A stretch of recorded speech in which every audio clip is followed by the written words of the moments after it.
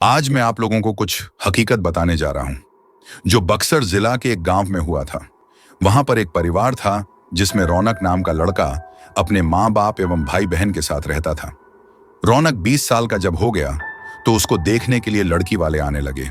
कुछ दिन बीत गया, तभी रौनक को एक लड़की की फोटो अच्छी लगी। उसने अपनी माँ को बोला, माँ मैं इसी से शादी करूंगा। और बोलता भी क्यों नहीं, हर लड़के की ख्वाहिश होती है कि उसकी औरत सुंदर और संस्कारी हो ताकि किसी के सामने ले जाने से उसका मान भी बढ़े। उसकी माँ ने बोला, ठीक है बेटा, तुम्हारी शादी मैं इसी से करवाऊंगी। और लड़की के पिता को हाँ बोल दिया। कुछ दिन बाद उसकी शादी का दिन आ गया। वह बहुत खुश था क्योंकि उसकी हल्दी मेहंदी और संगीत से घर में खुशी छाई हुई थी। सारे मेहमान से उसका घर भर गया था। वह मन ही मन सोच रहा था कि मैं अपनी औरत को बाहर घुमाने ले जाऊंगा और दोस्तों के साथ खूब बातें भी करूंगा कि देखो मेरी औरत लाखों में एक है। मन ही मन लड्डू फूट रहे थे। और उस दिन उसका इंतजार भी खत्म हो गया क्योंकि उस दिन उसकी शादी जो हो रही थी, गांव वाले भी धूमधाम से बारात लेकर लड़की के घर पहुंचे और दोनों की शादी भी हो गई। जब सुबह विदाई हुई तो उस समय लड़की को डोली में अकेले ही ससुराल लाया जाता था। 4 कहार डोली को उठाते उठाते थक गए थे। वह बेचारे सोचे कि कहीं पेड़ दिखा तो डोली उसके नीचे रख देंगे तो थोड़ी देर आराम करके फिर आगे बढ़ेंगे।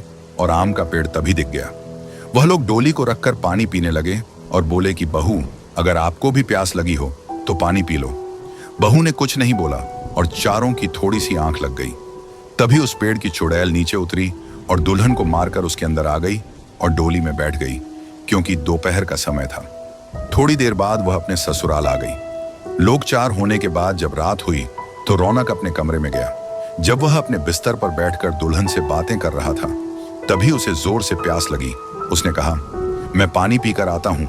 दुल्हन ने बोला, आप बैठो, मैं पानी दे रही हूं। इतना कहकर उसने अपना हाथ लंबा करके कुएं से पानी निकालकर उसको दे दिया। इतना देखते ही रौनक जमीन पर भद्दा से गिर गया और बेहोश हो गया।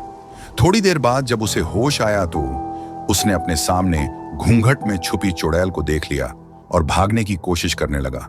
तभी उस चुड़ैल ने बोला, आप भागो मत, मैं आपको मारूंगी नहीं और अब मैं आपके साथ रहूंगी भी नहीं। नहीं तो आप जीवित नहीं रहोगे क्योंकि आपने हमारा चेहरा देख लिया। लेकिन यह गांव हमारी ही निगरानी में हमेशा रहेगा क्योंकि यहां मेरा ससुराल है। और मैं आपको एक बात बताती हूं जो आप अपने गांव वालों को बता देना कि जिस घर का चूल्हा उत्तर दिशा में होगा वह सब अपने घर का चूल्हा दक्षिण दिशा में कर लो तो उनके घर में हमेशा बरकत बनी रहेगी। इतना कहकर वह गायब हो गई। शास्त्रों के हिसाब से माना जाता है कि दक्षिण में अक्सर भूत प्रेत निवास करते हैं, लेकिन ऐसा करने से आज भी उस गांव में कभी भूखमरी या फिर कोई बीमारी जल्दी नहीं आती। वहां पर सब हंसी खुशी रहते हैं।